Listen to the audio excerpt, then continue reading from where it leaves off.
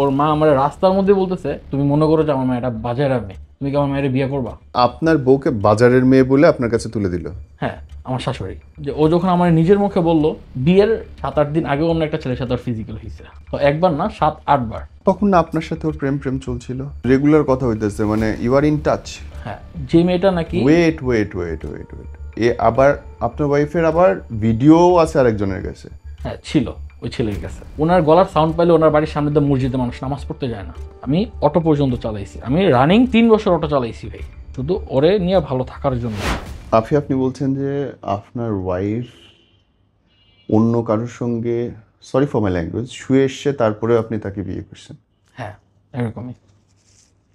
একজন না, দুজন, একজনের সাথে বিয়ে হয়েছিল ফার্স্টে, তারপর হচ্ছে ওর সাথে ডিভোর্স হওয়ার কয়েক মাস পরেই আমার সাথে পরিচয় হয়। আমার সাথে পরিচয় হওয়ার পর আপনি আমাকে একদম শুরু থেকে বলেন তো, খুব খুব কমপ্লিকেটেড আপনার গল্পটা। শুরু থেকে বলতে গেলে আমি একটা সময় মানে একটু বাজে চলাফেরা করতাম, একটু কিরকম? বাজে সার্কেল ছিল আমার। মোটামুটি মানে এলাকার মধ্যে থার্ড ক্লাস টাইপের যেসব পোলাপানগুলো থাকতো, হ্যাঁ। মারামারি গেঞ্জাম টাইপের, এরকম টাইপের। জি। তো ওইখান থেকে আমি কামব্যাক করছি 2019 সালের শেষের দিকে। আমি লাস্ট জেল থেকে বের হওয়ার পর আমি টোটালি ভালো হয়ে গেছি, সব কিছু ছাইরা। জি। তো তারপর আমি একটা কোম্পানিতে জব নিলাম। তো ওই জবের পর থেকে ওয়েট, জেলে গেছিলেন কেন? জেলে গেছিলাম ভাইয়া, ওই এলাকার মধ্যে মারামারি করে আর কি, পুলিশ অ্যারেস্ট করছিল। ওকে, কাউকে মেরে ফেলছিলেন না মারছেন শুধু? না, এমনি হাতাহাতি মারামারি আর কি। আচ্ছা আচ্ছা, মানে সিরিয়াস ক্রাইম না? না, সিরিয়াস কোনো ক্রাইম না। তো আন্ডারস্টুড, ওকে। তারপর ওইখান থেকে আসার পর আমি একটা জব নিলাম, কারণ 8 মাস জেল খাটার পর একটা মানুষের মধ্যে নর্মালি পরিবর্তন চেঞ্জিং আসে, আসবেই, সেটা। স্বাভাবিক। তো আমার মধ্যে চেঞ্জিংটা আসার পর আমি একটা জব নিলাম। জব নেওয়ার পর প্রায় 6-7 মাস পর আমার ভাগ্নির বিয়ে। হুম। তো আমি বিয়েতে যাওয়ার পর একজনের সাথে আমার পরিচয় হয়, সে আমার সম্পর্কে বিয়ে হয় আমার বড় ভাইয়ের চাচাতো শালী। তো ওর নাম হচ্ছে মিম। ওর সাথে আমার পরিচয় হওয়ার পর 3 মাস ওর সাথে আমার কথা ছিল, কথা হচ্ছিল রানিং। তো মাঝখান থেকে কন্ট্যাক্ট অফ হয়ে যায় যে কোনো একটা কারণে। তো ফার্স্টে আমার ফ্যামিলি ওদের বাড়িতে আমার বিয়ের প্রস্তাব নিয়ে গেছিলো। তো তারা বলছে যে বিয়ে দিবে না আমার কাছে। তো বিয়ে দিবে না, ভালো কথা। আমার বোন জামাই ছিল, তাদেরকে অপমান করে বের করে দিছে। তো তার ঠিক 2 মাস পর আমাকে ফোন করে বলতেছে, তুমি কি মিমনি বিয়ে করবা? হুম। আমি বলছি হ্যাঁ, আপনারা যদি রাজি হয়ে থাকেন, আমার ফ্যামিলি রাজি, আমিও রাজি, হ্যাঁ করব। তো বলতেছে যে 1 ঘন্টার মধ্যে আসতে হবে, তাহলে তুমি মিমরে পাইবা, নয়তো জীবনে মিমরে পাইবা না। হুম। তো এটা বলছে হলো আমার শাশুড়ি, মানে ওর মা, কাকে বলছে এটা? আমাকে। তখন ওকে। আমি অফিস থেকে বের হয়ে আসছি। তখন কি আপনাদের কোনো প্রেম ছিল বা রিলেশন ছিল? রিলেশন ছিল না, বাট আমাদের দুজনের মধ্যে কমিউনিকেশনটা খুব সুন্দর ছিল, মানে মানে একজন কথাবার্তা হইতো? হ্যাঁ, কথাবার্তা হইতো। ওকে। তো একটা জিনিস বুঝলাম যে ওর বিয়ে হওয়ার পর যে কোনো একটা অ্যাক্সিডেন্টের কারণে ওর ডিভোর্স হয়ে গেছে, এটা আমার বলে নাই। তো ওইখান থেকে আমি বুঝলাম যে না, একটা মেয়ে এক জায়গাতে কষ্ট পেয়ে আসছে, সে অবশ্যই আমার ম্যানেজ করে নিতে পারবে। আর আমার তো, আমি তো অত ভালো মানুষ না যে আমার এত কিছু লাগবে। আমি ওইভাবে অ্যাকসেপ্ট করে নিছি যে না, আমার একটু খারাপ ছিলাম, ও একটু একটা দোষ ছিল, হয়ে গেছে। তো মিসআন্ডারস্ট্যান্ডিংটা আমি সাইডে রেখে আমি ওরা অ্যাকসেপ্ট করে নিছি। তো যেদিন ওরা আমি বিয়ে করতে যাই, ওই দিন আমার বাবা আর আমার মামা ছিল আমার সাথে। তো যাওয়ার পর ওর মা আমার রাস্তার মধ্যে বলতেছে যে বাবা, আমার মেয়েটা, তুমি মনে করো যে আমার মেয়েটা বাজারের মেয়ে, তুমি কি আমার মেয়ের বিয়ে করবা? তখন বাজারের মেয়ে? হ্যাঁ, ওর মা ইনডিরেক্টলি ভাবে বলছে রাস্তার মধ্যে, তাও তো আমার বাবাও সাথে, মামাও সাথে।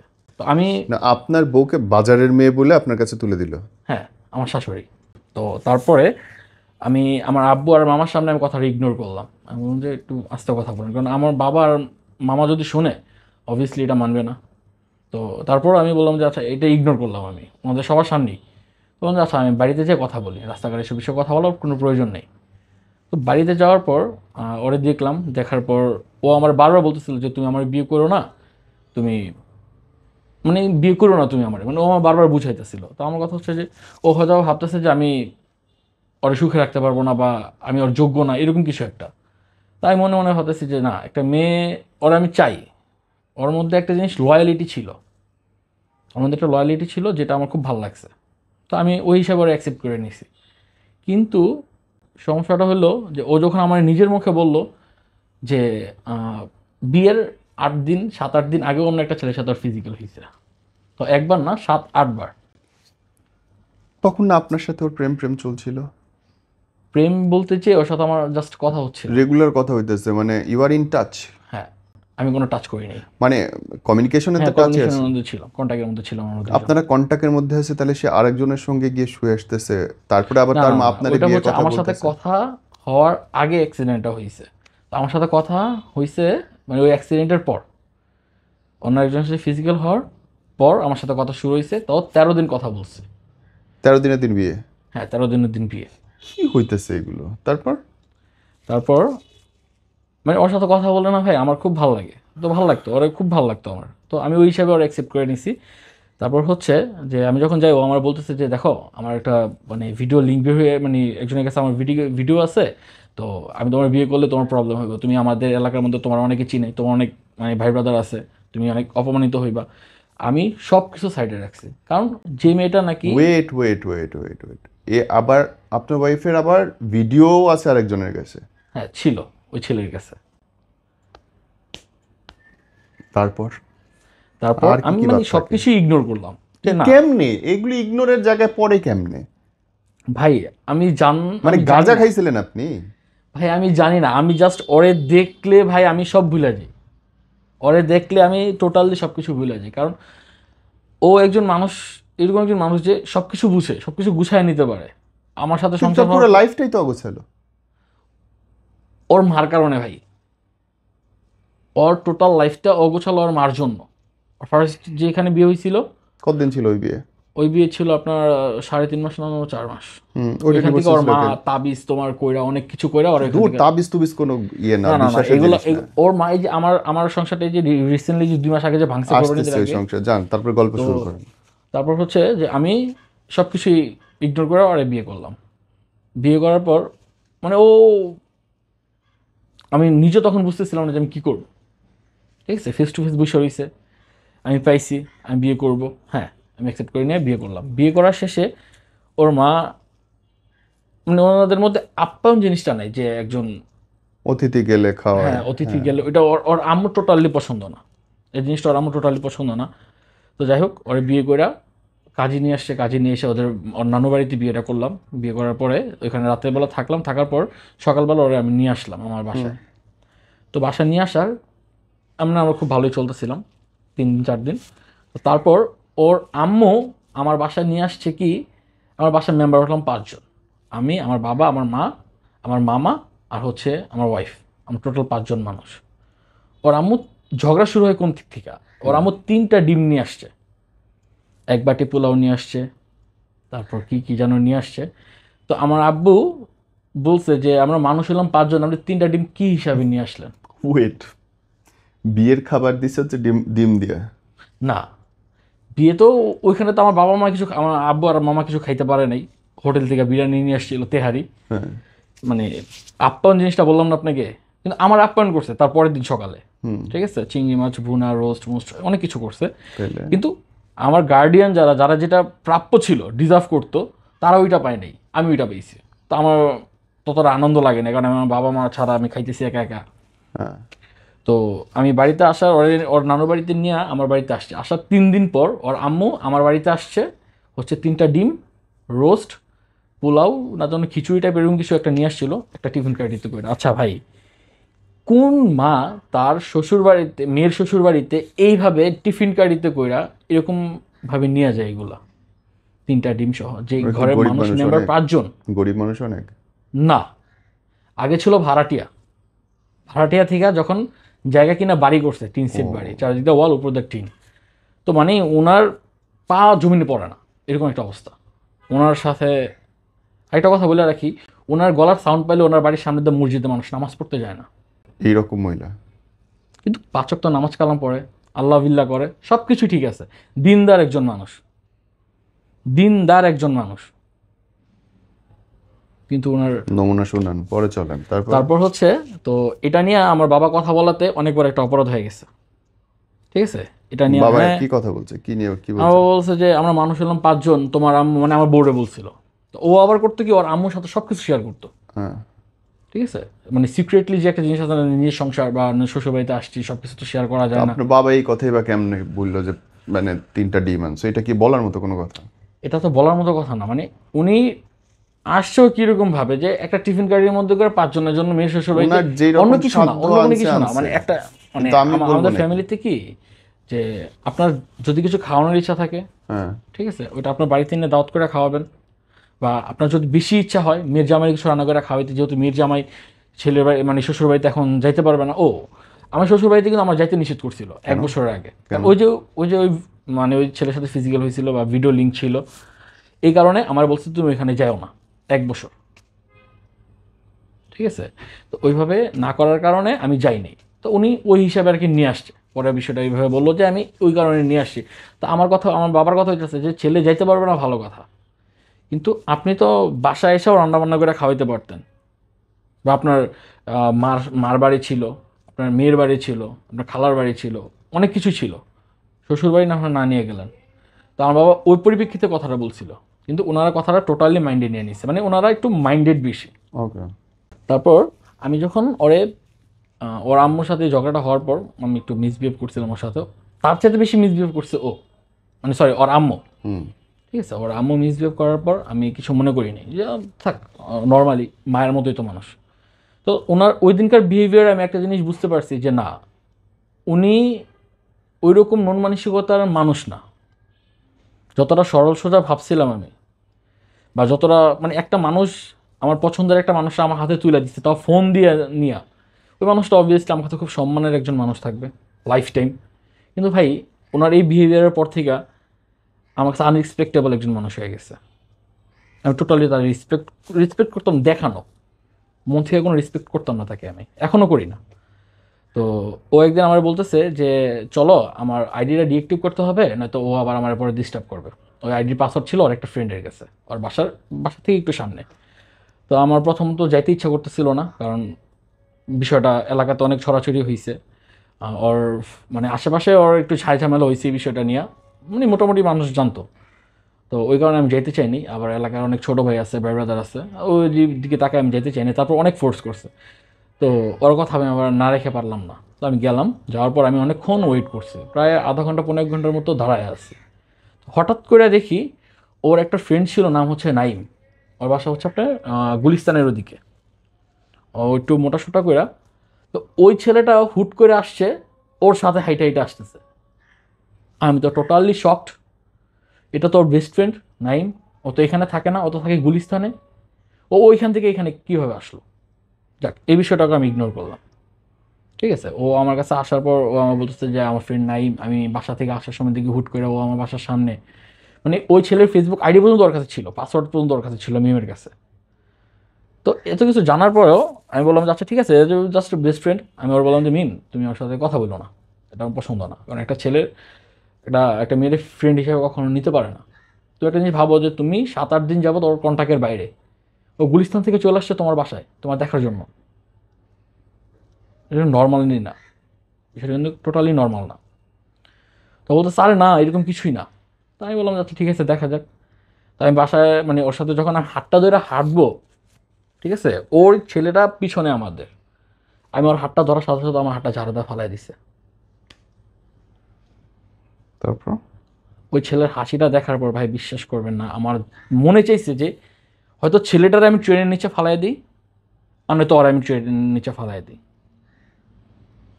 দুজনের একজন থেকে আমি ওইখান থেকে মাইরা ফেলি এখন, মানে ইনস্ট্যান্ট। সে হাত ছাড়াইলো কেন? ওর বলে হাতে গরম লাগতেছিল আমি হাত ধরাতে, কিন্তু আমি পিছনের দিকে যখন হাতটা যখন একবার ঝাড়া দিচ্ছে, তখন আমি পিছনের দিকে মুভ করছি, দেখি ছেলেটা হাসতেছে। তখন আমার আরও বেশি মাইন্ডে লাগছে। ঠিক আছে, তারপর আমি এক প্রকার রাগ, বাসায় আসছি। ছেলেটা আমার ফেস দেখে বুঝতে পারছে এই জায়গায় থাকলে মাইর খেয়ে এখন আমার হাতে, কারণ ও মিরের বাজারেও মাইর খেতে পারে, আমার এলাকাও মাইর খেতে পারে। ঠিক আছে, তো ওই জিনিসগুলো মাথায় রেখে আমি টোটালি ইগনোর করলাম। তার মানে আমি টোটালি ওরা আমি আমার লাইফে পাওয়ার পর আমি যত কিছু ইগনোর করছি, যত কিছু স্যাক্রিফাইস করছি তাই ভাই, দেখতেছি। ঠিক আছে, আমার রেকর্ড খারাপ, আমি এলাকার মধ্যে রেকর্ড খারাপ যে আমি খুব মারপিট করছেন? হুম খুব খুব আমি অনেক কিছু করছি আমার লাইফে। আমি পুলিশের হ্যান্ডকাপ নিয়ে পর্যন্ত পালাই গেছি, এরকমও কাজ আছে আমার। এলাকার মধ্যে মারামারি করে অনেক কিছু করছি, ঠিক আছে, রাজনীতি করছি, এটা করছি ওটা করছি, কিন্তু আমি ওরে পাওয়ার পরে ভাই আমি এতটা স্যাক্রিফাইসেস একজন মানুষ হয়ে যাবো ভাই, এটা আমি কখনো কল্পনা করতে পারিনি। গেল তারপর ওই ছেলেটা আমার ফেস দেখে বুঝতে পারছে, অন্য একটা অটোতে উঠা সাথে সাথে ওখান থেকে বের হয়ে গেছে। তো ও বাসা আসার পর আমার মুড অফ, আমি ওর সাথে কথা বলতেছি না। ও আমার ফোন দিয়ে ওই ছেলের সাথে 58 মিনিট কথা বলছে, হুম আমার ফোন দিয়া। ওর কাছে তখন ফোন নাই। তো কথা বলার পর আমি বললাম যে কথা শেষ হয়েছে, এখন একটা কথা বলি, তুমি আমার হাতটা যে ঝাড়ামেরা ফালাইলো এখানে, ছেলেটা যে হাসছে, ও তো ভালো লাগছে, আমি তো খুব কষ্ট পাইছি। এখন বলে দেখো আমি তোমার এখনো ওইরকমভাবে মানায় নিতে পারিনি আমার সাথে। বিয়ের কতদিন পর? বিয়ের 7-8 দিন পর। ওকে, তারপর? তারপর এইভাবেই মনে করেন যে আমার আমার রাগ শুরু হইলো ওর মধ্যে, ওর আর আমার মধ্যে রাগটা শুরু হইলো। তো আমার আবার একটা অভ্যাস কি, আমার যার উপর রাগ হয় আমি তার সাথে কথা বলি না বা তার ধারে কাছেও যাই না। আমার নর্মালি আমার রাগ হয়েছে, আমি তোমার সাথে কথা বলবো না, কারণ আমার মেন্টালিটি ভালো না। রাগ উঠলে মাইন্ড, পুরুষ মানুষের মাইন্ড ভাই খারাপ হইতেই পারে, স্বাভাবিক। আমি ব্যবহার তোমার কাছে খারাপ লাগতে পারে, তুমি কষ্ট পাইতে পারো, যার জন্য আমি তোমার সাথে রাগও দেখাবো না, কথাও বলবো না, চুপচাপ, আমার ধরতেও দিব না। তো যখন রাগ কমে যায় তখন আমি নিজে থেকে আবার ওর কাছে যাই। বিষয়টা হচ্ছে এরকম। তো এরকম করতে করতে আমাদের প্রায় গেল, ভালোই গেল। কিন্তু সবচেয়ে বড় সমস্যাগুলো তখন শুরু হইলো যে যখন ওর মা ওরে কান পড়া দিত কি না আমি সেটা জানি না, কিন্তু ওর মা যখন ফোন দিত তখন ওর টোটালি মাইন্ড চেঞ্জ হয়ে যেত। মানে ওর সাথে কোনো কিছুতেই আমি পারতাম না, কথা বলা হোক বা কোনো একটা কাজ করে হোক বা যে কোনো কিছু আমি পারতাম না। আর ওর মা ফোন দেওয়ার সাথে সাথে ওর ওই বাড়িতে যেতেই হবে, ওদের বাড়িতে, এবার যে কোনো ওয়েতে। ওর মা কল করছে মানে ওর বাড়িতে যেতে হইব। এখন তারপর ওর বিয়ের পর আমার যে চাকরিটা ছিল, ওই চাকরিটা আমি ছেড়ে দিই।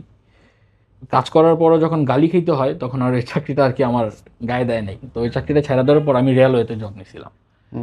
যে জয়দেবপুর থেকে কমলাপুর যে ট্রেনের এক্সট্রা যে লাইনগুলো হইতেছে ওইখানে আমি কাজ করছিলাম।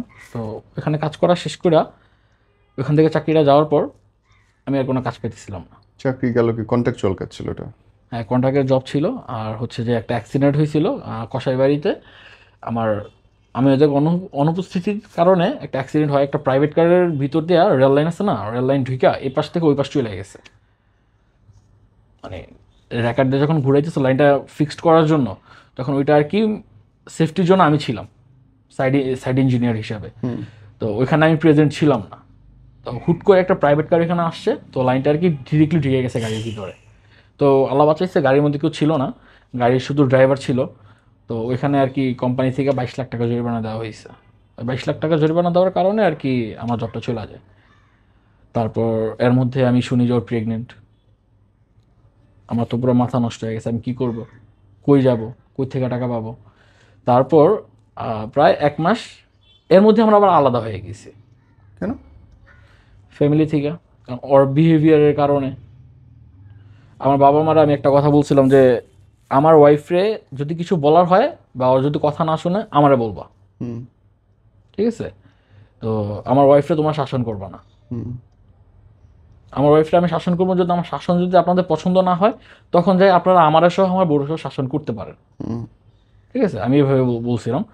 তো এই কথাটা বলার কারণটা হইতেছে যে ও নাকি ভাত রান্না করছে, ওইটা আমার বাবার পছন্দ হয়নি। আমার বাবার দাঁত দাঁত ছিল না, একটু নরম টাইপের ভাত খাইতো। তো ওই ভাতগুলো একটু বেশি শক্ত ছিল। জাস্ট এইটুকু বলছিল যে ভাতগুলো হয় নাই, ভাত রান্না হয় নাই, ঠিক আছে? তোমার আম্মু কি তোমার রান্না বান্না শিখায় নাই? এইটাও ওর আম্মুরে বলছে। এটা নিয়েও ঝগড়া হয়েছে। মানে টোটালি ওর আর আমার মধ্যে যত প্রকার ঝগড়া হইতো, ঠিক আছে, হয় আমার ফ্যামিলি নিয়ে, নয়তো ওর নিজেদের কোনো ইস্যু না, আমাদের নিজেদের কোনো পার্সোনাল কোনো ইস্যুই ছিল না। দুই মা বাবা মিলে লাগতেছে, শুধু আমাদের ফ্যামিলি, আমার ফ্যামিলি ওর ফ্যামিলি, ওর ফ্যামিলি আমার ফ্যামিলি, জাস্ট এইভাবেই। এইটাই হয় আমাদের দেশে ভাই। হ্যাঁ, এই যে ঝগড়াটা শুরু হলো না ভাই, এই ঝগড়াটার কারণে ওর প্রেগনেন্সি অবস্থায় আমি ভাই নিতে না পারি আমি সুসাইড করতে গেছি অনেকবার, 3 মাসের মাথায়, ঠিক আছে? ফ্যানের সাথে ফ্যানের সাথে কাপড় ঝুলাইছি, আমি সুসাইড করবো। ও বলে যে আমি সুসাইড করবো, আমি বলতে তুমি আগে করো পরে আমি করবো, ঠিক আছে? ও সত্যি সত্যি যে ঝুলে গেছে, ঠিক আছে? তখন ওর পেটে বাচ্চা, মাত্র 11-12 দিনের বেবি ওর পেটে। তো ও সুসাইড করতে গেছে, তো আমি দেখতেছি তো সিরিয়াসলি গেছে, ঠিক আছে? তারপর আমি ধরে আবার ফ্যানের থেকে ওইখান থেকে ছুটে মনে ইয়ে করছি, কিন্তু ও ওইটারে ধরে নিচ্ছে যে আমি ওরা ঝুলাই দিচ্ছি, ঠিক আছে? যাক গেল। তারপর এইভাবে চলতেছিল আমাদের ঝগড়ার মধ্যে। ওই ফ্যামিলি এই ফ্যামিলি, দুই ফ্যামিলি মনে আমাদের মেনলি সংসারটা নষ্ট হয়েছে ওর আর আমার দুজনের ফ্যামিলির জন্য। হুম। আমাদের পার্সোনাল দুজনের মধ্যে কোনো ঝগড়া ছিল না।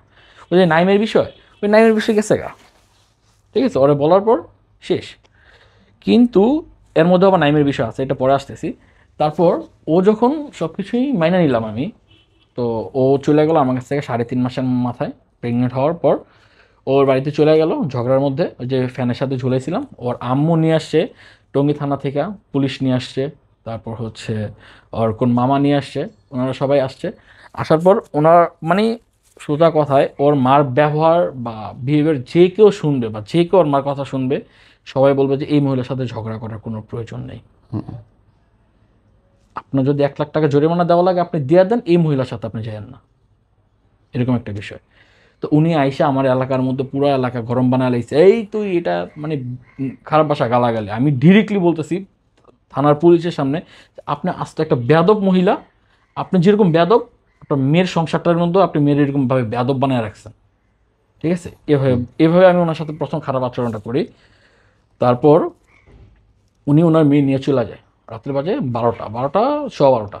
তো ওইভাবে 11 মাসের একটা মানে 11 দিনের প্রেগনেন্সি একটা মেয়ে রাতে 11টা 12টা বাজে বাসা থেকে বের করে নিয়ে যাওয়াটা কিন্তু ভাই চারটিখানি কথা না। হুম। যাক, নিয়ে গেছে, আমি বাস স্ট্যান্ড পর্যন্ত গেছি, বাস স্ট্যান্ডে যাই, আমি নিজে যাই বাসে উঠাই দিছি, যাও, যদি আমি যদি একটা জব পাই বা ভালো একটা কিছু করতে পারি আমি তোমাকে আবার নিয়ে আসবো। তো তার মধ্যে আমি ফ্রুট পান্ডার জব নিলাম, হুম। পাইলাম, ফ্রুট পান্ডার জব নিলাম। ওইখানে একটা সাইকেল অ্যাক্সিডেন্টের কারণে আমার এখান থেকেও জবটা চলে যায়, হুম। গেল। তারপর কি করব কোনো কিছু বুঝতে না পাইরা কিছু টাকা নিলাম, 6,000 টাকার মতো নিলাম। ওর ফ্যামিলির কাছ থেকে 5,000 টাকা নিল, 11,000 টাকা। তো আমরা ওদের যে বাসাটা মিরর বাজারে, ওইখান থেকে একটু ভিতরে 30 টাকা অটো ভাড়া দিয়ে যেতে হয়, চামুড্ডা বলে জায়গার নামটা, ওইখানে আমি একটা রুম ভাড়া নিই, ঠিক আছে। তো ওইখানে আবার যে বাড়িওয়ালা ছিল ওনারা খুব মানে ক্লোজ ছিল আমাদের, তো তারা খুব হেল্প করছে আমাদের, খুব সেক্রিফাইস করছে। তো আমি ওইখানে যাওয়ার পর অটো চালানি শুরু করছি ভাই, ওরে নিয়ে থাকার জন্য, শুধু ওরে নিয়ে ভালো থাকার জন্য আমি অটো পর্যন্ত চালাইছি। আমি রানিং 3 বছর অটো চালাইছি ভাই, ঠিক আছে। অটো চালায়া এখন আলহামদুলিল্লাহ একটা দোকান দিছি আমি বসুন্ধরাতে, এই যে ইয়েতে ভাটারা এলাকার মধ্যে। তো রিজনেবল প্রাইসের মধ্যে আর কি, 60,000 টাকা অ্যাডভান্স দিয়া 40,000 টাকার মধ্যে ক্যাশ। তো আমি অটো চালায় অটো নিয়ে শুরু করলাম সংসার, মানে নিজের লাইফ, নিজের সংসার নিজে থেকে চালানো শুরু করলাম। ভাই বিশ্বাস করবেন না, ওর ডেলিভারি হওয়ার আগ পর্যন্ত, ডেলিভারি হওয়ার আগ পর্যন্ত না, ডেলিভারি হওয়ার মানে টোটালি আমরা আলাদা হওয়ার পর 1.5 বছর আমাদের দুজনের মধ্যে কোনো রকম কোনো ঝগড়া নেই। মানে যখন থেকে মা বাপ থেকে দূরে থাকতেছেন। হুম। হুম। কিন্তু তারপর মাঝে মধ্যে ওর সাথে আমার ঝগড়া হইতো যখন ওর আম্মু ফোন দিত, হুম। তুই একজন প্রেগনেন্ট মেয়ে, রাস্তাটা ভালো না, তোর প্রতিনিয়ত কেন যাইতে হইব তোর বাপের বাড়ি, কেন, কোন কারণে, আমি এটা বলতে পারবো না। মানে এই যে কথাটা যে কেন যেতে হবে প্রতিনিয়ত, 1 দিন 2 দিন পর পর কেন যেতে হবে, আমি এই কথাটুকু আমি ওরা বলতে পারবো না, এই অধিকারটুকু আমার নেই। আর মা বলে, এই তুই কি, আমার মেয়ে তোর কাছে বিয়ে দিচ্ছি কি চালিয়েছি। ওনার মাথায় এই জিনিসটা নাই যে ওনার মেয়ের যে এতগুলা প্রবলেম, এতগুলা কিছু যে আমি স্যাক্রিফাইস করছি, কৃতজ্ঞতা বোধ নাই তাদের মধ্যে, ঠিক আছে। তো আরেকটা জিনিস কি, ওর মা খাবার দিয়ে খোঁটা দিত, আমি আজ পর্যন্ত ভাই ওদের বাড়িতে যে পেট ভরে কোনদিন ভাত খাই নি, আজ পর্যন্ত না। আমার মেয়ের যেদিন নামকরণ করে, 7 দিনের দিন যা নামকরণ করে, ওই দিনও একজন মানুষের ঝুটা প্লেটের মধ্যে ভাত দিছে, আমারই আত্মীয়, মানে আমারই ফ্যামিলির লোক, ঝুটা প্লেটের মধ্যে ভাত দিছে ওই মহিলা। আমি তার আগে থেকে আমি যখন জানতে পারছি যে ওনার বিহেভিয়ার এরকম, আমি তারে তো মানে মানুষ হিসাবে তার আমি গণাই ধরতাম না। হ্যাঁ, এইভাবে আম্মু কি করেন কি করছেন এরকম। তো যখন আমাদের 1.5 বছর আমরা আলাদা ছিলাম, এর মধ্যে কোনো প্রবলেম নাই, তারপর আবার আমি আমার ফ্যামিলির কাছে ব্যাক করলাম। আবার একই রকম ঝগড়া, ওর সাথে মারামারি হয়, এটা হয় ওইটা হয়। মানে ডেলিভারির পর ওর গায়ে আমি 4বার হাত তুলছি, 4বার 5বার। কেন? একটা মানুষ রে ভাই, ও বারবার একটা কথাই বলে, আমি মইরা যাবো, আমি আমার মুখ বন্ধ রাখতে পারবো না। আমার ফোনে কিছু ওর গালাগালির কিছু রেকর্ডিং আছে, আপনি যদি শুনেন বলবেন যে ভাই আপনার মেয়ে লাগবে না, কিছু লাগবে না, আপনার ছাইটা দেন টোটালি, ওর লাইফে, ওরা আপনার লাইফে আনার কোনো প্রয়োজন নেই। তো প্রতিনিয়ত একটা মানুষ খারাপ আচরণ কীভাবে সহ্য করে? হ্যাঁ, আমার দোষ ছিল, আমি যে একদম দুধে তো তুলসী পাতা ওর যে অকারণে ব্যবহার খারাপ করতো তা কিন্তু না। তো আমি অটো চালাই, অটো চালানো ভাই কতক্ষণ, একটা মানুষ কতক্ষণ অটো চালাতে পারে? রাস্তা ভাঙা থাকে, পুলিশে দৌড়ানি দেয়, পুলিশে মারে, পুলিশে তার ছিঁড়া ফেলে, বিভিন্ন ধরনের প্রবলেম। একটা অটো কিন্তু ভাই সারাদিন মানে 30 দিন ভালো থাকে না, তার সার্ভিসের প্রয়োজন আছে, তাই না? তো এই জিনিসগুলো যখন হয়, ঠিক আছে, তখন আমার ঘরে বসে থাকতে হয়, হুম তার জন্য আমার কথা শুনতে হয়েছে। হুম হ্যাঁ, এটা করো এটা করো, বিভিন্ন ধরনের খারাপ আচরণ। মানে ওর সোজা কথায়, ওর যদি রাগ ওঠে কোনো একটা বিষয়, ওর আচরণ ভালো থাকে না, যেটা 1 দিন 2 দিন 3 দিন 4 দিন সহ্য করা যায়, কন্টিনিউসলি বা একটা দিন সহ্য করা যায় না। আমার মেয়ের জন্য খাবার দাবার যা লাগে আমি কন্টিনিউসলি নিয়ে যাই বাসায়। মানে সোজা কথায় আমার ইনকামের 10টা টাকা দিয়া আমি নাস্তা করতাম না। হুম আমি আমার গ্যারেজ থেকে বাসায় যাওয়ার জন্য যে আসা যাওয়ার জন্য যে 40 টাকা ভাড়া লাগতো, ওইটা পর্যন্ত আমি দিতাম না। হুম আমার ছোট্ট একটা সংসার, আমার ইনকাম হচ্ছে 700 থেকে 800 টাকা, হুম আমার এই টাকার মধ্যে চলতে হবে, আমার সংসারটা চালাইতে হবে। আমি যদি এখান থেকে যদি পার ডে 80 টাকা খরচ করি বা 20 টাকা নিজে খাই, 100 টাকা চলে গেলাম, মাসে 3000 টাকা। আমি স্মোক করা পর্যন্ত বাদ দিয়ে দিছি ভাই, কিচ্ছু করি না, ফ্রেন্ড সার্কেলের সাথে আড্ডা দেওয়া পর্যন্ত বাদ দিয়ে দিছে ও আমার লাইফে আসার পর থেকে। ওর জন্য আমি শুধু সেক্রিফাইস করে আসছি, হুম এই পর্যন্ত আমি শুধু ওর জন্য সেক্রিফাইস করে আসছি। আমি দেখি না ও আমার জন্য কিছু সেক্রিফাইস করছে, আর ফ্যামিলিটা পর্যন্ত সেক্রিফাইস করতে পারি না। একটা বিয়ের পর কিন্তু একটা মেয়ের কিন্তু সব কিছু তার সংসার, তার হাজবেন্ড, হুম আমি এই জিনিসটা ওর কাছ থেকে পাইনি। কিন্তু ও আমার অত্যন্ত ভালোবাসে ভাই, এটা আমি বলবো। আমি বিয়ের পর তাহলে থেকে, তো কমপ্লিকেটেড হয়ে গেল ব্যাপারটা। আপনি বলতেছেন সে আপনাকে ভালোবাসে, কিন্তু আপনি না না না, বলতেছেন ওর যে বিহেভিয়ার, ওর ওর সব কিছু ঠিক আছে, সাংসারিক দিক থেকে বলেন, বা একটা সংসার কীভাবে সেভিংস করতে হয়, কীভাবে একটা মানে হাজব্যান্ড আর বেবি নিয়ে ভালো থাকা যায়, কীভাবে একটা সংসার গুছিয়ে রাখা যায়, সব কিছু খুব ভালো করে পারে। ওর সব কিছুই ভালো, বাট ওর বিহেভিয়ারটা বাদ দিয়ে, যেটা একটা পুরুষের সবচাইতে মূল্যবান জিনিস, যে ওয়াইফের বিহেভিয়ারগুলা, যে আমি কাজ করে আসছি, আমার ওয়াইফে আমার কীভাবে টেক কেয়ার করবে, ওইটার উপরে ডিজার্ভ করে ওয়াইফের উপর কীভাবে সে একটা হাজব্যান্ড প্রভাইড করবে, তাই না? তো আমি ওর কাছ থেকে এইটাই পাই নাই। কিন্তু আমার বিয়ের পর 3.5 বছরের মধ্যে আমার মনে হয় না আমি কখনো কোনো দিন 2 বেলা নিজের হাত দিয়ে ভাত খেয়েছি।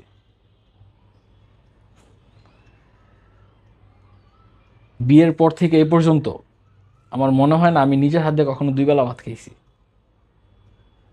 3 বেলা ও আমার খাওয়াই দিত, ভালোবাসতো, ও আমার ভালোবাসতো, আমি আরও প্রচণ্ড ভালোবাসতাম, ও আমারও ভালোবাসতো। আমাদের দুজনের মধ্যে ভালোবাসার কোনো কমতি ছিল না। কিন্তু আমাদের মধ্যে প্রবলেমটা হচ্ছে ওর মা। তারপরে আসুন। তো যখন আমরা আলাদা হয়ে গেলাম, যাওয়ার পর 1.5 বছর আমরা ভালোই ছিলাম, তারপর আবার ওইখান থেকে বাসা চেঞ্জ করে মাজুখানে আসছি। মাজুখানে বাসা ভাড়া নেওয়ার পর রোজার মাসে, এই বছর না, আগের বছর রোজার ঈদে, তো 12 রোজা না 13 রোজাতে, আমি এটা জানতাম যে ও নাইমের সাথে কন্টিনিউসলি কথা বলে। ওর বাসায় গেলেই আমার ওর সন্দেহ হইতো যে ও নাইমের সাথে কথা বলে, কারণ ওর আম্মুর কাছে যে ফোনটা, ওই ফোনটা হচ্ছে ওর, আর ওই ফোনের মধ্যে ওর অনেকগুলো আইডি ছিল। আর ওর সাথে যখন আমি ফার্স্ট করি, তখন ওর আইডি আমার কাছেও ছিল। তো ওর ওই ফোনটা আমি ধরতে দিতাম না ওরে, কারণ আমার একটা সন্দেহ ছিল ও এগুলো করছে। আর নাইম ওর বেস্ট ফ্রেন্ড, ও আবার যাইতে পারে, কথা বলতে পারে, আমি ওর ট্রাস্ট করতাম না ওই বিষয়টাতে। কিন্তু এছাড়াও যদি বলে যে ও আমি যে বাসা ভাড়া থাকতে, ওই বাসা সারা দিন রাত একা একা থাকবে, আমি ট্রাস্ট করি। বাট ওর বাসায় আমি ওরা ট্রাস্ট করি না, ওদের বাড়িতে গেলে। কারণ ওর মাও ওরে ওই স্বাধীনতাটুকু দেয় যে হ্যাঁ তুই কথা কর, সমস্যা কী, আমি ওই ফোনটা চেক করতে পারবো না, আমি ওই ফোনটা ধরতে পারবো না, এই তুমি আমার ফোন ধরবা কি লেগা? আরে আমার ওয়াইফ কার সাথে কথা বলতেছে আপনার ফোন দিয়ে আমি দেখতেছি, তা আমি এই ফোন ধরলে সমস্যা কী? ঠিক আছে, ওর মা আমার এই ফোন ধরতে দিব না, আমার সাথে ওই ফোন নিয়েও ঝগড়া করতো। ঠিক আছে, মানে ও যাই করতো না কেন ওইটা ঠিক, কিন্তু আমি যেটা করতাম ওইটা ভুল। কারণ আমি আমার ওয়াইফকে প্রোটেক্ট করতে যাওয়াটা ওইটাও আমার ভুল। আমি আমার ওয়াইফকে প্রোটেক্ট করতে পারবো না, এরকম একটা বিষয়।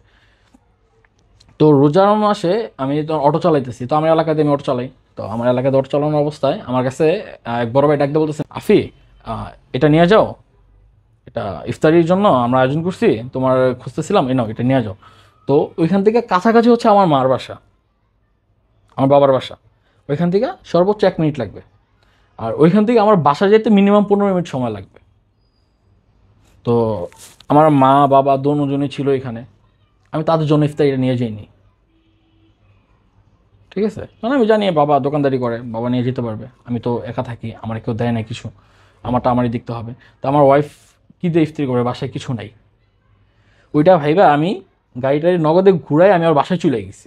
বাসায় যাই নিজের হাতে ওর ইফতারিগুলো খাওয়াই দিয়া আইসা গাড়িটা বন্ধ করছি। গাড়িটা বন্ধ করে যখন বাসায় গেছি, যাই দেখি ওর সাথে কথা বলতেছে। তো পাশের বাসা আর এক মেয়ের ফোন দিয়ে, আমি ওর কাছে ফোন দিতাম না, ওর আমি ফোন চালাইতে দিতাম না। ও আমার কথা, তুমি আমার কি দিছো, কি কিনে দিছো, তুমি একটা ফোন দিছো, তুমি আমার ফোন দিয়ে ভেঙে গেল। ফোন কেন ভাঙি আমি, আমার রাগ উঠলে আমি ফোন ভেঙে ফেলি। আমি তোমার ফোন দিব না, কেন দিব না? কারণ আমি জানি আমি তোমাকে ফোন দিব না কখনো। আমি যখন এই জিনিসটা দেখছি বা বিশ্বাস করবেন, আমি টোটালি নিতে পারিনি। আমার মেয়ে আছে, আমি আছি, তুমি ওই অবস্থায় তুমি কিভাবে, এই মাত্র আমি তোমার খাওয়াই দিয়ে গেলাম, তুমি কিভাবে ওই ছেলের সাথে আবার কথা বলো যার সাথে তোমার কথা বলতে টোটালি নিষেধ করা হয়েছে? তুমি ওই ছেলের সাথে আবার কীভাবে কথা বলো? মাথা মতো কিছু কাজ করে নাই। ঘরের মধ্যে শিকল ছিল, শিকলটা নামাইয়া ওরে বাইন্দা মনে করেন যে ওই ছেলের ভিডিও কলে আইনা মনে করেন যে ওর একচোট পিড়াইলাম ভাই।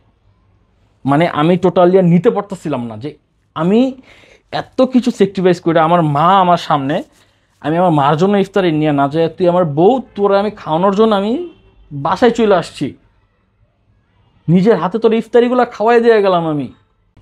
আধা ঘন্টার ব্যবধানে আমি আসে দেখি তুই ছেলের সাথে কথা বলতেছিস, যেখানে তুই তুই আমার অনেকবার কথাও দিছে যে ওর সাথে আর কখনো কথা বলবে না, ঠিক আছে? তো আপনি গায়ে হাত তুললেন কেন? ভাই ওইটা মানে ওই অবস্থায় ভাই, ওই অবস্থায় শুধু আমি না, যদি আমার সাথেও ঠান্ডা মাথার কেউ মানুষ থাকতো বা আমার সাথে খারাপ মাথার কোনো মানুষ থাকতো, ওরা মেরে ফেলতো ভাই। না, সে ফোনে কথা বলতেছিল, কারোর সাথে বিছানায় শুয়েছিল না। সে কাউকে খুনও ও করে নাই, সে কারো ও চুরিও করে নাই। ভাই, ও কোরআন শরীফ ছেড়ে বলছিল। বলুক, কোরআন শরীফ ছুঁয়েই সবচেয়ে বড় বড় মিথ্যাগুলো হয়। আমি নিজেরা কন্ট্রোল করতে পারি নাই, খুব কারণ অন্যায় আমি করছেন। যার জন্য সব কিছু স্যাক্রিফাইস করে, আমি জানি না সংসার করে নিজেরা ভালো রাখার জন্য, আমি আমার মেয়ে নিয়ে ওরে নিয়ে আমি ভালো থাকার জন্য সব কিছু করতেছি, আমি একা একা স্ট্রাগল করতেছি, আমি ওরে কোথাও চাকরি দিতেছি না, কোথাও জব করতে দিতেছি না। আমি আমি আমার এলাকাতে অটো চালাইলেও ভাই আমার সালাম দেয়, ছোট ভাই এলাকায় ময়মরুবিরা ডাক দেয়, কিরে কিছু খাইয়া যা। আমি এত পরিমাণে একটা খারাপ মানুষ ছিলাম যে আমার কেউ দেখতে পারতো না, আর ওইখানে মানুষ আমার রেসপেক্ট করতেছে এখন, ভালোবাসতেছে। ভালোবাসতেছে আমার কাজকর্মের কারণে। হয়তো ভাই সেটা আমি আগে বুঝি নাই, বিয়ের পর বুঝতে পারছি, ঠিক আছে? তো আমি যেহেতু সব কিছু বাবা মা ভাই বোন সব কিছু স্যাক্রিফাইস করে আমি তোরে নিয়ে পড়ে আছি, তুই কিন্তু গায়ে যখন হাত যে, তুলে আপনি ঠিক করেন নাই। হ্যাঁ আমি বুঝাইতে আমি জানি পারতেন। আমি এটা ঠিক করি নাই। খুব অন্যায় করছেন, বড় হ্যাঁ অন্যায়। হ্যাঁ অন্যায় এটা, না, অপরাধ আসলে। হ্যাঁ ওইটা অপরাধ, ওইটা আমি স্বীকার করতেছি। হ্যাঁ আমি ওর গায়ে হাত তুলছি ভাই, আমি, কারণ আমি তখন কোনো অপরাধ করতাম না, আমার একটাই ফোকাস ছিল কেরিয়ার করা। কেরিয়ার করা, আমার ফ্যামিলিটারে ভালো রাখা। আমি এবার যাই করি, আমি আমি স্মোক করি না, চা খাই না, 10টা টাকা অটো মানে 10টা টাকা গাড়ি ভাড়া দিয়ে আমি পর্যন্ত বাসায় আসি না, আমি কোথাও গেলে আমি হাইটা যাই। এত কিছু স্যাক্রিফাইস করার পরেও যখন আমি ওই মানুষটারে আমার সামান্য একটা কথা যে ওই ছেলের সাথে কথা বলবো না, এই কথাটা আমি তার এদের রাখাইতে পারিনি, আমি কী করবো ভাই? ও আমার কাছ থেকে যা যা বলছে এভরিথিং, আমার 2013 সালের জিমেল, ওইটার মধ্যে আমার অনেক ছবি ছিল, সব ডিলিট করছে। আমার ফ্রেন্ড সার্কেল ছিল, ওইগুলো সব শেষ। নেশা পানি করতাম, ওইগুলোও শেষ। এভরিথিং সব কিছু আমি বাদ দিয়ে দিছি। ওই কি আমার জন্য এই সামান্য ছেলেটা স্যাক্রিফাইস করতে পারে নাই ভাই? এটা কি পারতো না ও আমার জন্য? তারপর কিন্তু ও করে নেই। তো আমি এই জিনিসগুলো নিতে না পারি ওর গায়ে হাত তুলছি, যাক। তারপর ওই ছেলের সাথে মারামারি হওয়ার পর ও আবার আমার কাছ থেকে চলে গেল। তারপর আবার আমি কান্নাকাটি করে হাতে পায়ে ধরে, যাক মানে ভাই আমি ওর সাথে যতবার ঝগড়া হয়েছে ওর মা এসে ওরে নিয়ে গেছে, ও চলে গেছে কাপড় চোপড় নিয়ে, যাই আমি আবার কান্নাকাটি করে হাতে পায়ে ধরে নিয়ে আসছি।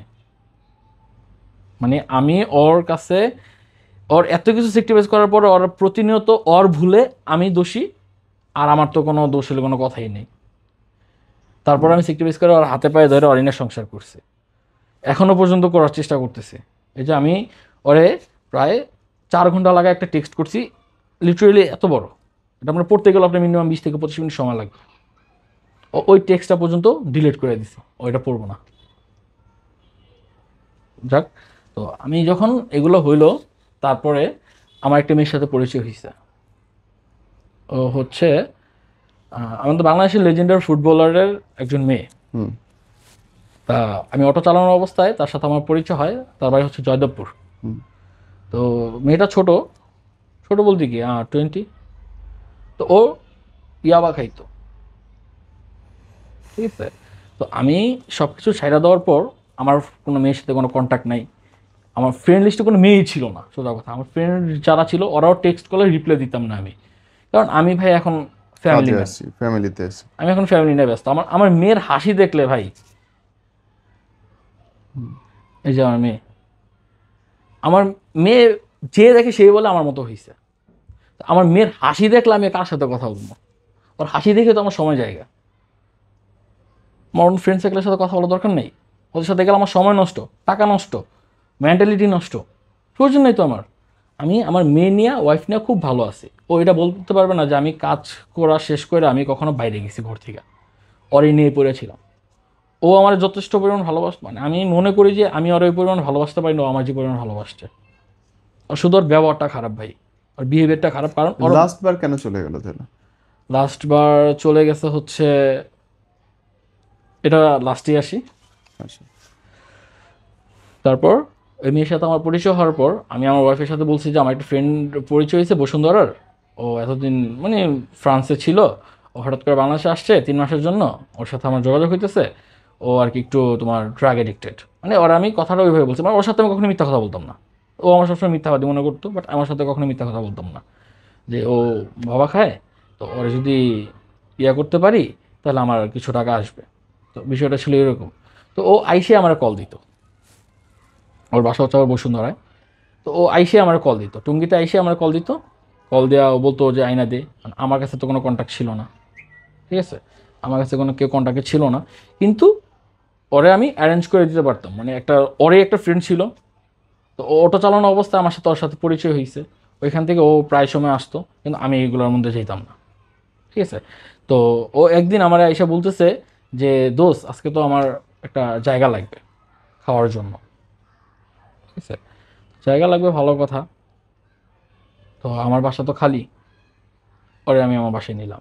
বউ কই তখন? হুম। বউ কই তখন? ও বললাম না ভাই, একটু পর পর ওদের বাড়িতে চলে যায়, ওকে। একটু পর পর মানে 1 দিন 2 দিন পর পর ওর বাড়িতে চলে যায়। তো তখন আবার ওর সাথে আমার একটা ঝগড়া ছিল, ঝগড়ার কারণে ও ওদের বাড়িতে চলে গেছিলো, তো আবার আসছে।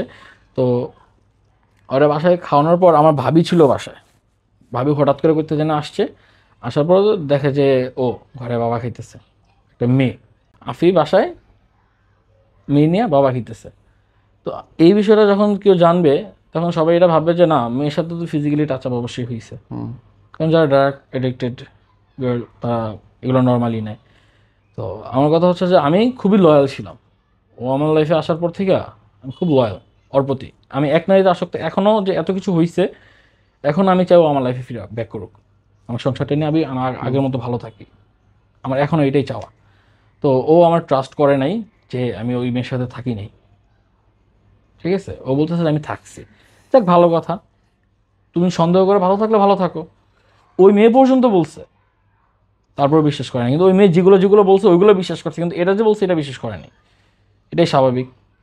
তো তারপর থেকে ওর সাথে আমি কন্ট্যাক্ট অফ করে দিছি যে দোস্ত তোর সাথে আমার আর কোনো কন্ট্যাক্টের প্রয়োজন নেই, আমি চাই না তোর কারণে আমার সংসার নষ্ট হোক। তুই অটো চালানো অবস্থা তোর সাথে আমার ফ্রেন্ডশিপ হয়েছে, এখন মনে কর যে ফেস টু ফেস ফ্রেন্ডশিপ নষ্ট করে দিলাম, শেষ, আমার লাইফে কোনো প্রয়োজন নেই। হুম।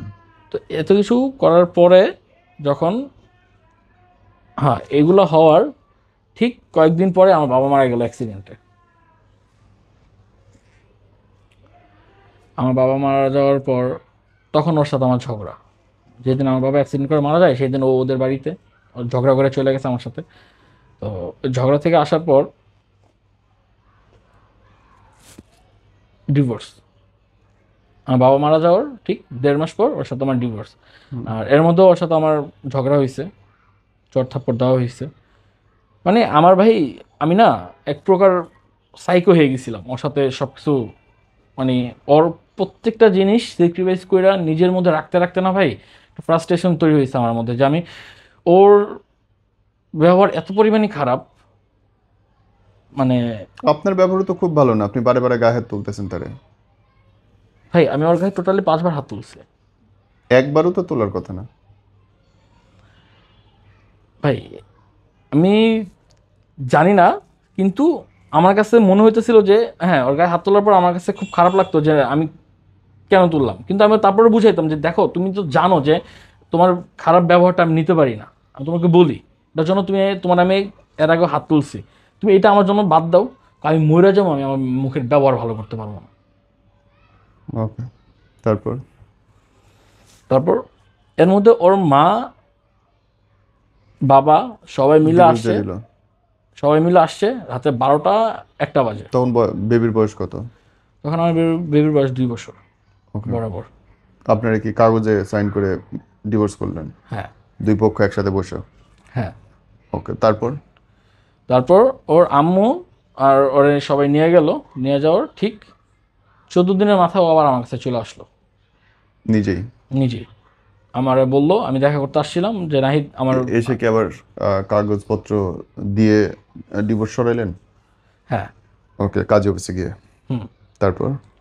তো এগুলো করানোর পর ও যখন আবার আমার কাছে গেল, যাওয়ার পর আবার একই প্রবলেম। না, ওই ওই ওই ছেলেই? না, মুখের ভাষা? বিহেভিয়ার। মুখের ভাষা। ও যাওয়ার পরে ভালোই যেতেছিল সব কিছু, আমার ফ্যামিলি থেকে, আমি বাড়িতে যেহেতু গ্রামের বাড়িতে চলে গেছি, তো আমার একটা গাড়ি কিনে দিল অটো, যে তুই এখানে এটাই চালা। তো এটা চালাইতেছি, ভালোই চলতেছে সব কিছু। গ্রামে? হ্যাঁ গ্রামে, কোন জেলায়? চাঁদপুরে। ওকে। তো ভালোই চলতেছে আমাদের সব কিছু। হঠাৎ করে আমি যখন গাড়িটা কিনলাম, হঠাৎ করে একদিন আমার আম্মু, মানে আমরা যাওয়ার পর, অরিনা যাওয়ার পর আমার আম্মু ঢাকাতে চলে আসছে আমার বোনের বাড়িতে। তো অরিনা আমি ভালোই চলতেছি, কোনো প্রবলেম নাই। তো আমার আম্মু আসার পর, আম্মু যেদিন আসছে তার পরের দিন সকালবেলা আম্মু বলতেছে যে কিরে তুই এখনো রুটি, তোর না করলাম রুটি বানাইতে, তুই রুটি বানাইলি না। আমি পরে আমি আম্মুর জবাব দিলাম, তুমি কখন কইলা? আমি তো তুমি আসার পর তো ঘরের কাজ আমি তুমি একসাথেই তো করতেছি, তুমি কখন কইলা? ঠিক আছে, থাক রুটি বানানো লাগতো না, গেল। আমি বললাম যে তুমি কি শুনছো আম্মা যে তোমার কইছে? আমি একবার কইছিল। আমি বলছি তুমি করো নাই কেন? এই কথাটা বলাতে অচ্ছেদ করে উঠে বলে, এই তোরা না কইছি আমি লাটকি চুলা আমি জ্বালাইতে পারি না, আমি জায়গায় রান্না করতে পারবো না, রুটি বানাইতে পারবো না, তোরা না কইছি গ্যাস এনে দিতে। সুন্দর করে একটা কথা বলার মধ্যে ভাই এরকম একটা ব্যবহার কি কোনো করার কোনো মানে আছে? আমি জাস্ট অবাক। ঘরের মধ্যে ঢুইকা যায় আমারে 4টা গালি দিচ্ছে। গালিগুলো এখানে দিলে তো অন্যরকম দেখা যায়। আমার মায়ের সামনে আমার এই গালিগুলো দিছে। এর মধ্যেও অনেক কথা আমি স্কিপ করছি। তো মানে অনেক, মানে ও 14 তারিখে যখন আমার কাছে আসে, তারও ঠিক 5-6 দিন আগেও ও আমার আপু আম্মু সবার সামনে ফোনের মধ্যে গালাগালি করছে, আমার বোনদের সহ গালাগালি করছে। ঠিক আছে, তো ওইগুলো সবই ভাই কেমনে কেমনে জন্য ভাই আমার জন্য, আমার ফ্যামিলি সহ স্যাক্রিফাইস করছে সব কিছু।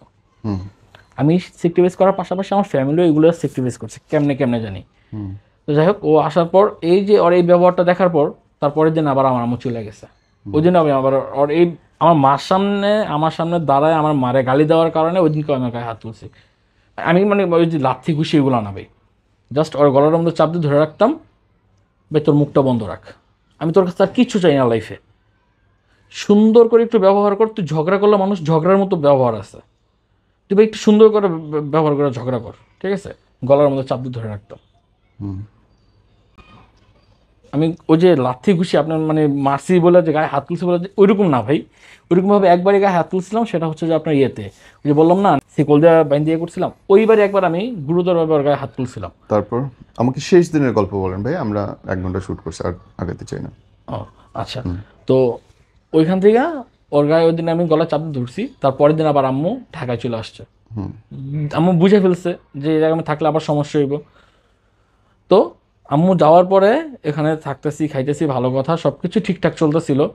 তো আমি একদিন গাড়ি চালায় বাসায় যাই কোরবানির ঈদের কয়েকদিন আগে, সম্ভবত সরি মে জুন, হ্যাঁ মে মাসের 21 তারিখ হুম ও আমার কাছ থেকে চলে যায়। মে মাসের 20 তারিখ আমি গাড়ি চালা বাসায় আসছি। বাসায় আসার পর একটা ছিল, মানে চিচিঙ্গা দিয়ে ডিম দিয়ে ভাজি করছিল। তো আমি টায়ার্ড অবস্থায় বাসায় গেছি, শুয়ে রয়েছি, ফোন টিপতেছি। এর মধ্যে আমি মুরগি পালতাম, তো ওই মুরগিগুলো আইসা ভাজিটারে নষ্ট করে খাই ফেলছে। তো ও আইসা কোনো কথা নাই বার্তা নাই, চিল্লাচিল্লি লাগায়া এটারে ফালাই দিচ্ছে। ফালাই দেওয়ার পরে আমার মেয়ে আইসা আমার বাবা বাবা বলে ডাকতেছে, বাবা মজা খাবো, চকলেট খাবো।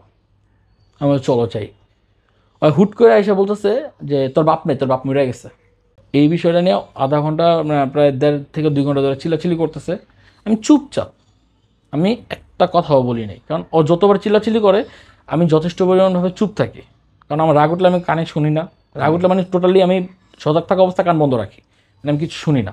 হুম ঝগড়া হইলো যে বাইরে চলে যাবো, বাইরে গেলে আমার মাথা মতো নষ্ট হয়ে যায়। তো আমি ঘরের মধ্যে চুপচাপ থাকি, ও করতেছে করতে থাকুক, কারণ হাজব্যান্ড তো ভাই ওয়াইফ সিক্রিফাইস করতেই হয়, ওয়াইফের চিল্লাচিল্লি। তো আমি সবসময় সিক্রিফাইস করতাম। তো যখন আর কি না নিতে পারতাম তখন একটু গলায় ধরতাম। তো এই যে 4-5 বার। তো ও ওদিন একটু বেশি করতেছে, 2 ঘন্টা ধরে চিল্লাচিল্লি করতেছে। আর মেয়ে যতবার আমার কাছে চাইতেছে, মেয়েরে টাইনে নিয়ে যেতেছে, তোর বাপ নেই, তোর বাপ নেই, তোর বাপ মরে গেছে, তোর হলে আমি জামুক আনতে, আমি সংসার করবো না আমি, ঠিক আছে। এরকম অনেক কিছু করছে। করার পর আমি এক পর্যায়ে বলছি, অতিরিক্ত করতেছো না তুমি, একটু চুপ থাকো, হুম বা একটু চুপ থাকো, চুপ থাকলে ভালো হইব, ঠিক আছে। দেখতেছো তো আমি চুপ করে রয়েছি, তুমি একটু চুপ থাকো। গালাগালি শুরু করছে ভাই, মানে এরকম ভাষা গালাগালি শুরু করছে। আমি আর নিতে না পাইরা ওই দিনও গলায় চাপ দিয়ে ধরে রাখছি, হুম ঠিক আছে, গলায় চাপ দিয়ে ধরে রাখছি। ধরে রাখার পর মানে ও আমার কাছ থেকে পাঁচড়াপাঁচড়ি করতেছে, আমারও মারছে ও, আমিও ওরে ধরে রাখছি। মানে ও আমার গায়ে হাত তুলছে, অনেকবার হাত তুলছে, কিন্তু আমি ওর গায়ে হাত তুলি নাই, আমি জাস্ট গলায় চাপ ধরে রাখছি, তুই চুপ থাক, অন্তত একটু চুপ থাক এটার জন্য। তো এক পর্যায়ে ও ওই দিন রাত্রে আমার কাছে ছিল, 20 তারিখে রাত্রে ছিল আমার কাছেই। ও এক রুমে, আমি আরেক রুমে। 22 তারিখ 21 তারিখে সকালবেলা, সরি দুপুরবেলা, হঠাৎ করে ঘর থেকে নাই, মেয়ে ঘুমাইতেছে, ও হঠাৎ করে ঘর থেকে নাই। তো তার ঠিক আমি তো খুঁজতে বেরোয় গেছি ওরে, 2-2.5 ঘন্টা লাগাই আমি ওরে খুঁজতেছি। তো আমি খুঁজতেছি, এই সময় শুনি যে বাড়িতে পুলিশ আসছে আমাকে অ্যারেস্ট করার জন্য। হুম ও থানা থেকে যা পুলিশ নিয়ে আসছে, ওইখান থেকে চলে যাবে। তো এগুলো করার পর আমি বাড়িতে আস্তে আস্তে শুনি ও বাড়ি থেকে বের হয়ে গেছে। ওদিন যদি আমি বাড়িতে থাকতাম, আমি ও চলে যেত যাইতো, আমি আমার মেয়ে রেখে দিতাম। কারণ ওদের ফ্যামিলিগতভাবে সবাই ভালো, ওর আম্মু বাদ দিয়া। ওর আম্মু ওর বাবার সাথে যে পরিমাণ খারাপ আচরণগুলো করে, ওর বাবা যথেষ্ট পরিমাণ ভালো একজন মানুষ, যথেষ্ট পরিমাণ। তাহলে উনি সরকারি এখন চাকরি করেন। ঘটনাটা কি দাঁড়িয়েছে? এখন কি ওই দিন সে চলে যাওয়ার পর ডিভোর্স দিয়ে দিচ্ছে আপনাকে? না, এখনো দূরত্ব কতদিন হয়েছে গেছে? আহ, জুন মাসের, মে মাসের 21 তারিখে গেছে, জুন জুলাই। এর মধ্যে ফোনে কথা হয়েছে? না, ওরা আমি টেক্সটে কখনো পাইনি। যতবারই আমি টেক্সট করছি ও আমার ব্লক করে দিছে, গালাগালি করছে, কিন্তু আপনাকে কলও দেয় নাই? না। আচ্ছা, আপনার এই পুরো লাইফটা নিয়ে মানুষ যদি শেখে কি শিখতে পারে বলেন তো ভাই? যারা দেখতেছে তারা যদি শেখে আপনার কাছ থেকে, এই স্টোরি থেকে কি শিখতে পারে? আমি বলবো যে ভাই, কারো অতীত জানার পর স্যাক্রিফাইস করাটা ঠিক না। কম্প্রোমাইজ করে একটা মানুষের লাইফে নিয়ে আসা, ছেলে হোক মেয়ে হোক, কারোর পক্ষে এই জিনিসটা ঠিক হবে না, সঠিক সিদ্ধান্ত না। আন্ডারস্ট্যান্ড। থ্যাংক ইউ ভাই, আমরা দোয়া করি আল্লাহ আপনাকে ভালো রাখুক। কিন্তু ভাই আমি চাই ও আমার লাইফে ব্যাক করুক। আমি আগে যেরকম স্যাক্রিফাইস করে সব কিছু ভুলে গেছি, এখন আমি সব কিছু ভুলে যেতে চাই। আমি কোনো কিছু মনে রাখতে চাই না, শুধু আমার মেয়ে আর আমার ওয়াইফ নিয়ে আমি ভালো থাকতে চাই। আর ইনশাআল্লাহ। হচ্ছে যে ওর আম্মু একটা কুফুরি করছে, আমি বাড়িতে যাওয়ার পর। আমি এগুলো বিশ্বাস করি না, কুফুরি তাবিজ কালাম জিন ভূত কিচ্ছু বিশ্বাস করি না। এগুলো যাই সম্পর্কে হোক, যদি না interest- আমি আমার আমার বাড়িতে একটা পুকুর ছিল, পুকুর থেকে 2টা শিং মাছ বের করছি। ওর আম্মু প্রায় 30-35 হাজার টাকার মতো ইনভেস্ট করে এগুলা করছে। আমার পেট থেকে তাবিজ বের করছি, একটা বড় তাবিজ। It's okay, কিন্তু আমি আমি বিশ্বাস করি না। আমি বাংলাদেশের যত বড় কুফরি কালাম যারা করে তাদের সবাই চ্যালেঞ্জ করছে, ওপেন চ্যালেঞ্জ। আমার মাথায় একটা চুল ফেলাইতে পারলে আমি সব জমি যাতে লিখে দিব, পারে নাকি? এগুলো বিশ্বাস করে কোনো লাভ নেই।